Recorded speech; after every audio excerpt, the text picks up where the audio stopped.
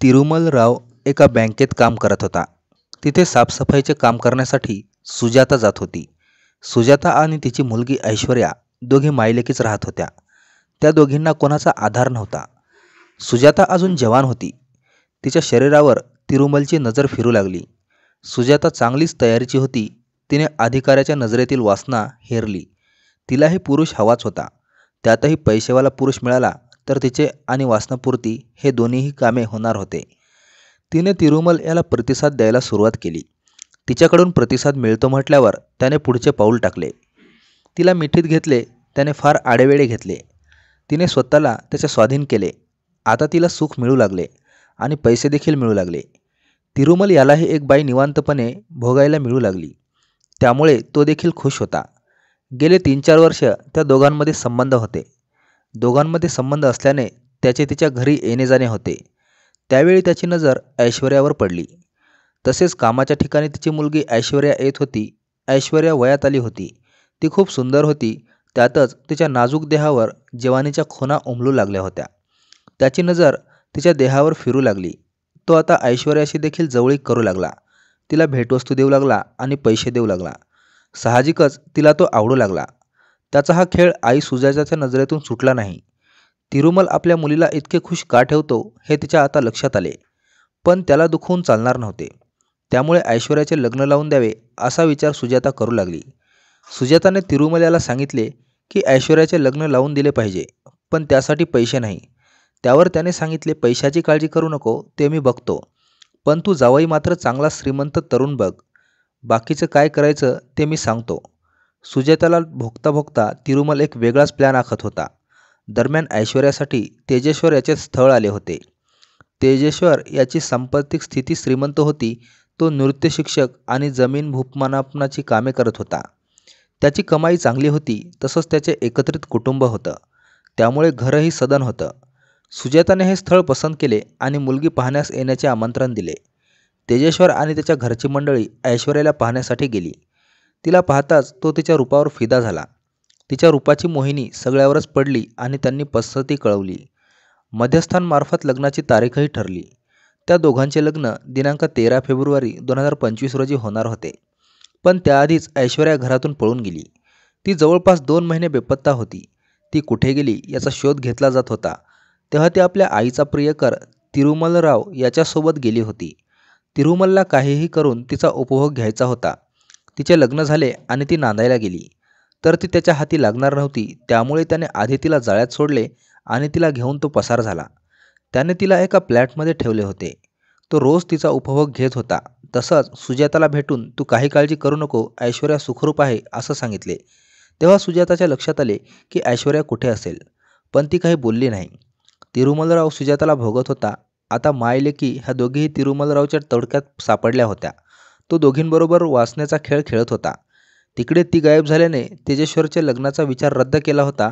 तो आपल्या कामात व्यस्त राहिला. तिचे लग्न मोडले तर तिला आयुष्यभर पोहोचावे लागेल. तिरुमलच्या लक्षात आले. त्यापेक्षा तिचे लग्न लावून द्यायचे आणि नंतर नवऱ्याकडून सोडचिठ्ठी घेऊन पोटगी घेऊन परत आणायचे आणि मग मायलेकीला निवांत भोगत राहायचे असा त्याचा डाव होता. या खेळाला सुजाता आणि ऐश्वर्या या मायलेकीचीही मूक संमती होती, कारण आता त्या दोघी देखील त्याच्या अधीन झाल्या होत्या. तिरुमलकडून पाहिजे ते सुख बघून आईच्या सांगण्यावरून ऐश्वर्या काही दिवसांनी घराकडे परतली. त्यानंतर त्या मायलेकींनी तेजेश्वरची भेट घेत त्याला समजावून सांगण्याचा प्रयत्न केला. त्यावेळी ऐश्वर्याने लाडीक चाळा करत तेजेश्वरला सांगितले की माझ्या लग्नाचा खर्च आईला पेलवत नसल्याने मी खर्चाची तडजोड करायला नातेवाईकाकडे गेले होते. त्या दोघी मायलेकींनी तेजेश्वरला ती गोष्ट पटवून सांगितल्याने त्याचाही विश्वास बसला.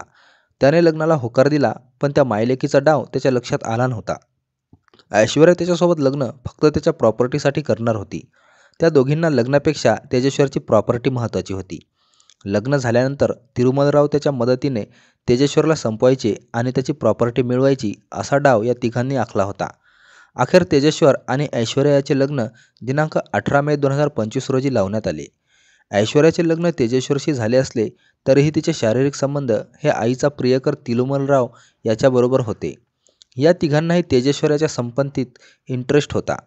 तेजेश्वरबरोबर लग्न झाल्याने ऐश्वर्याला त्याच्या संपत्तीतला वाटा मिळू शकतो याचा अंदाज तिरुमलराव, सुजाता आणि ऐश्वर्या यांनी बांधला होता. लग्न झाल्यापासून ऐश्वर्या तेजेश्वर याच्याशी फटकन वागत होती. ती त्याला किंमत देत नव्हती. त्यातच ती तासनतास कोणाशी तरी मोबाईलवरून गप्पा मारत होती. नेमकी हीच गोष्ट नवरा या नात्याने तेजेश्वरला खटकत होती. त्यातच त्याला समजले होते की बायको ऐश्वर्याचे बँकेत काम करणाऱ्या तिरुमलशी विवाहबाह्य संबंध आहेत. या कारणातून दोघांमध्ये नेहमी भांडणतंटा होऊ लागला. आता कुठे लग्न होऊन महिनाही झाला नव्हता, तोपर्यंत नवविवाहित दाम्पत्यात रोज भांडणे होऊ लागल्याने घरचे लोक चिंतेत होते. त्यांनी दोघांनाही समजून सांगण्याचा प्रयत्न केला, परंतु ऐश्वर्याला नवऱ्यात इंटरेस्ट नव्हता. त्यामुळे तेजेश्वरने माहिती काढण्यास सुरुवात केली. तेव्हा त्याला समजले की त्याच्या बायकोचे आणि सासूचे एकाच व्यक्तीबरोबर संबंध आहेत. त्यामुळे त्याच्या पायाखालची जमीनच सरकली होती. आपण ऐश्वर्याबरोबर लग्न करून चुकलो आहोत असं त्याला वाटू लागलं. नवरा बायकोची भांडणे महिन्याभरात विकोपाला गेली आणि इकडे तिरुमलरावने सुजाताला हाताशी धरून तेजेश्वरला मारण्याचा प्लॅन केला. त्यासाठी त्याने आपल्या ड्रायव्हरला हाताशी धरले. त्याच्या ओळखीने तिरुमल याने तेजेश्वरला मारण्यासाठी आणखी दोघांना हाताशी धरले. त्या तिघांना तेजेश्वर याला मारल्यासाठी 3 लाख रुपयाची सुपारी दिली. त्यातील 1 लाख रुपये लागलीच तिरुमलने दिले. काम झाल्यानंतर 2 लाख रुपये देण्याचे ठरले. तेजेश्वरला मारण्याची सुपारी दिल्याने सुजाता आणि ऐश्वर्या ह्या दोघींना माहीत झाले. त्या दोघीही या कटात सामील झाल्या. मंगळवार दिनांक 17 जून 2025 रोजी तेजेश्वर हा गडवाल येथे कारने गेला. त्याचवेळी त्याच्या मोबाईलवर कोणाचा तरी फोन आला. फोन केलेल्या व्यक्तीने त्याला सांगितले की गडवाल येथील एरवली येथील जमिनीची मोजणी करण्यासाठी आहे.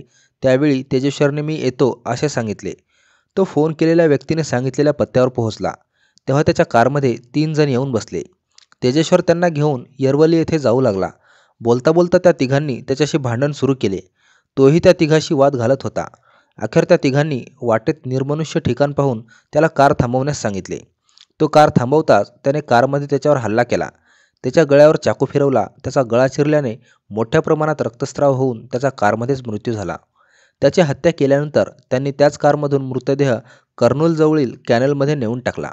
त्यानंतर मारेकरांनी तिरुमलराव आणि सुजाता यांना बोलावून तेजेश्वर याचा मृतदेह दाखवला.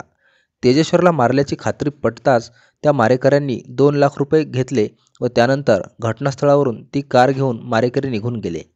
इकडे मंगळवार दिनांक 17 जून 2025 रोजी सकाळी घरातून बाहेर गेलेला तेजेश्वर रात्री घराकडे परत आला नसल्याने त्याच्या भावाने त्याचा शोध घेतला. तसाच तो बेपत्ता झाल्याचीही तक्रार गडवाल पोलिसांत दिली.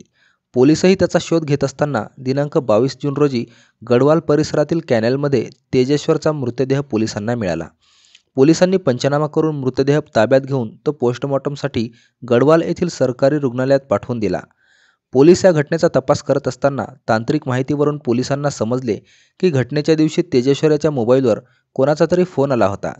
त्या फोनची माहिती पोलिसांनी घेतली असता फोन नागेश याने केल्याचे समजले. त्या फोनच्या माहितीवरून पोलिसांनी नागेश, परशुराम आणि राजू यांना ताब्यात घेतले. त्या तिघांकडे तेजेश्वर याच्या हत्येची चौकशी करण्यात आली. तेव्हा त्या तिघांनी तिरुमलराव याच्या सांगण्यावरून आपण तेजेश्वरची हत्या केल्याचे पोलिसांना सांगितले. या घटनेपासून तिरुमलराव हा फरार झालेला होता. पोलीस त्याचा शोध घेत होते. दरम्यान पोलिसांना आणखी एक माहिती मिळाली की तेजेश्वर याची बायको ऐश्वर्याने लग्नानंतर महिन्याभरातच तिरुमलराव याच्याशी आपल्या मोबाईलवरून सुमारे 200 वेळा फोन केले होते. पोलिसांनी संशयावरून ऐश्वर्याला ताब्यात घेऊन तिच्याकडे तेजेश्वर याच्या हत्येची चौकशी केली. तेव्हा या हत्येचा मास्टरमाइंड ऐश्वर्याची आई सुजाता असल्याचे समोर आले. तिलाही पोलिसांनी ताब्यात घेऊन चौकशी केली. तेव्हा तिने आपले आणि आपल्या लेकीचे तिरुमलराव याच्याशी विवाहबाह्य संबंध असल्याचे कबूल केले. तेजेश्वरची हत्या तिरुमल याने 3 लाख रुपयाची सुपारी देऊन केली होती. ही सुपारी त्या तिघांनी मिळून आपले विवाहबाह्य अनैतिक संबंध झाकण्यासाठी आणि तेजेश्वर याच्या संपत्तीसाठी केल्याचे तिने पोलिसांना सांगितले. मायलेकींनी गुन्हा कबूल केल्याने तेजेश्वरच्या भावाने दिलेल्या फिर्यादीवरून तेजेश्वर वय 32 याची हत्या करून पुरावा नष्ट केल्याप्रकरणी त्याची बायको ऐश्वर्या वय 22, तिची आई सुजाता वय 45 व प्रियकर तिरुमलराव वय 45 व मारेकर नागेश, परशुराम आणि राजू यांच्या विरोधात गुन्हा दाखल करण्यात आला. अशाच नवनवीन क्राईम स्टोरी ऐकण्यासाठी आपल्या मराठी चॅनलला सबस्क्राईब करा आणि आपल्या प्रतिक्रिया कमेंट बॉक्समध्ये कळवा. धन्यवाद.